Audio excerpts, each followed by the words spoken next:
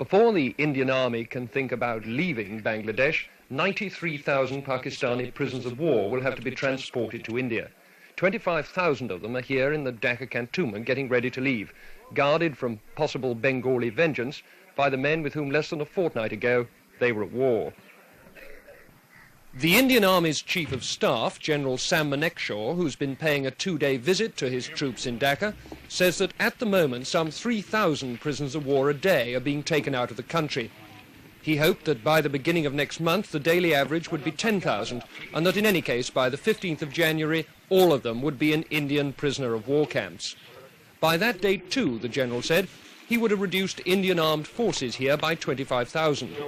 But they still can't all go home.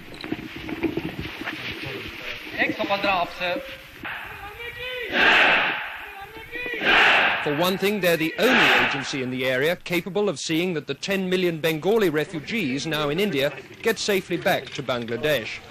For another, Indian soldiers, no matter how much the Indian government likes to play this down, are the only people capable of keeping law and order here and protecting minority groups from Bengali retribution.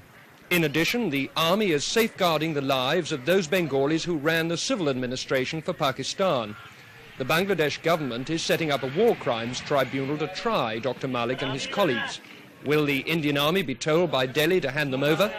I asked Mr. D.P. Dar, Mrs. Gandhi's special envoy to Bangladesh. We are on the horns of a dilemma, I must admit to you.